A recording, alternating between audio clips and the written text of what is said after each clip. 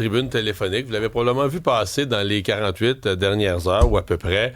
Ça a commencé par des gens très à gauche à Radio-Canada qui ont ramassé Paul Saint-Pierre Plamondon parce qu'il avait parlé de politique nataliste ou d'aider les femmes, les familles qui veulent des enfants en avoir de différentes façons, financièrement, ou garderie, peu importe.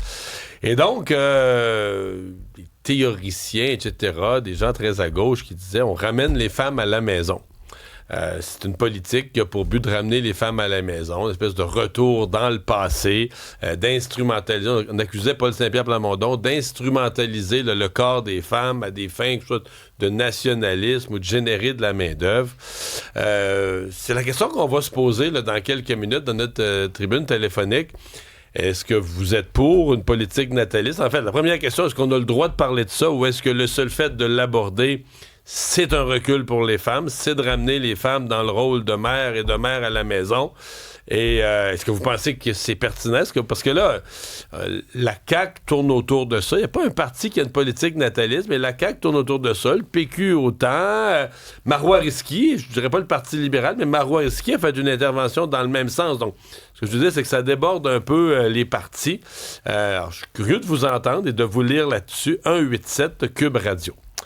Interdiction des boissons énergisantes au moins de 16 ans. Il y a une nouvelle voix qui se fait entendre, Alexandre. C'est la LHJMQ qui se joint à d'autres organismes du milieu sportif pour réclamer l'interdiction des boissons énergisantes au moins de 16 ans. Et c'est le commissaire de la Ligue, Mario Cecchini, qui dit vouloir envoyer un message aux ados qui voient les athlètes de sa Ligue comme étant des modèles à suivre. M. Cecchini déplore que les compagnies derrière les boissons énergisantes font la promotion de meilleurs résultats sportifs, ce qui est totalement faux. Et les dirigeants de la Ligue de hockey junior maritime veut qu'en tant que société, on mise plutôt sur une bonne alimentation et sur un entraînement assidu pour avoir des résultats. Le Parti québécois qui va faire, le Parti libéral du Québec, qui va faire une annonce dans les prochaines minutes en matière d'habitation. C'est à 10h à Notre-Dame-du-Mont-Carmel, on est en Mauricie. Les libéraux affirment qu'ils vont proposer des solutions concrètes pour améliorer la situation des Québécois en matière de logement. On a déjà là, une partie de l'annonce qui a été révélée par la presse ce matin, qui, selon leurs informations, Charles Milliard proposerait de rembourser aux acheteurs de construction neuve une partie de la TVQ. On parle de 36 % de la taxe de vente du Québec. Il y a des paramètres à respecter, c'est-à-dire que des propriétés pourraient aller jusqu'à 500 000 $ et on aura un plafond de 10 000 $ là, en termes de remboursement. Bref, ce sera confirmé à 10 h ce matin. Les Américains étudient une nouvelle proposition concernant la réouverture du détroit d'Ormuz. Et il y a certains médias qui rapportent que Téhéran aurait formulé une offre pour ouvrir la voie maritime en échange de la fin du blocus américain. C'est beaucoup ce qui bloquait là, dans les derniers jours.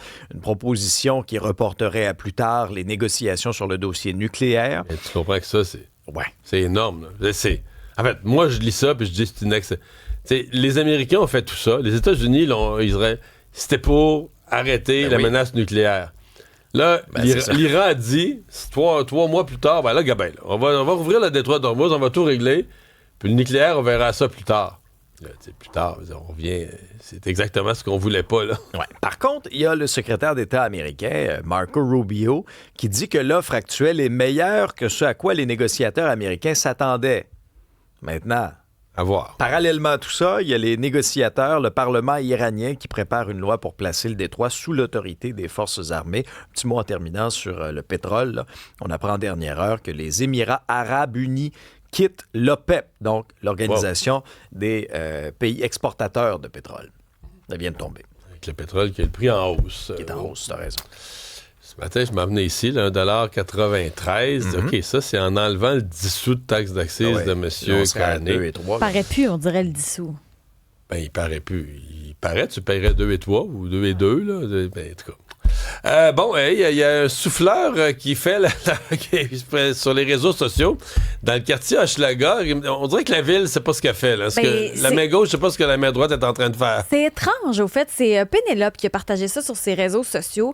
Pénélope Jolicoeur. On voit un souffleur qui est en train de faire le ménage sur un trottoir sur la rue Adam dans le quartier Hochelaga Maisonneuve. Un gros souffleur, il pousse la garnotte, les feuilles, tout ce qui salit le trottoir. C'est ça. Sauf que le recyclage, les poubelles n'ont pas passé encore. Donc, c'est comme si les sous-traitants entre-temps, la ville ne se sont pas parlé, c'est mal Donc, le coordonné. souffleur souffle dans la rue des sacs de recyclage, Oui, de des poubelles, bacs, parce qu'il des bacs. il souffle assez fort que les sacs partent vers la rue, Fait les que bacs là, renversent dans la rue. T'as plein de sacs étendus. Ça, c'est une vidéo qui circule depuis presque une semaine. Au début, je pense... Moi, sais-tu qu'est-ce qui me frappe? Mettons que tu me donnes la job. Moi, je suis le Oui. souffleur. Là. Ben, je vais partir. Là, au début, là, je vais me dire, voyons, il y a quelqu'un qui s'est trompé. Là, tu ferais un appel. Je ferais un téléphone. Je dirais, écoutez, là, je peux bien, si vous me l'ordonnez, je vais le faire. Là. Mais là, ce que je fais, ça n'a pas de bon sens. Je veux dire, je suis en train de souffler les sacs vers la rue. Est-ce que l'individu le fait comme un robot, puis fait une connerie, puis... Ou est-ce qu'il a téléphoné, puis on lui a imposé, on lui a dit, garde, écœure-nous pas, là, t'es payé pour passer le souffleur, passe-le, puis c'est... Au début, je me disais que c'était peut-être pas vrai. Mais là, les gens ont commencé à repartager cette affaire-là. Puis là, faudrait vérifier. Mais il y a quelqu'un qui a répondu sous une publication. C'est comme ça aussi à Longueuil. Je sais pas si c'est vrai. Ils m'ont demandé de souffler, je souffle. Choc! Mais c'est bizarre. Bon, météo? Météo, ça, c'est pas bizarre aujourd'hui.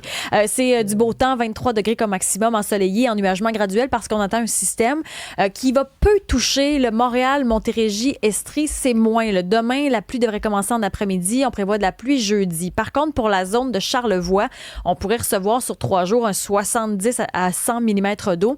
Puis la portion entre Mont-Laurier jusqu'à Québec, là aussi, on pourrait recevoir un genre de 40 à 70 mm sur 3 jours. On en parle parce qu'on est dans la période des inondations aussi, donc on va surveiller ça de près, mais disons que le sud est un petit peu moins touché par ce système-là qui va se déplacer lentement et qui va faire chuter les températures. Donc, si vous avez commenté à vous dénuder le bout des pieds, il va falloir mettre des bottes doublées, là.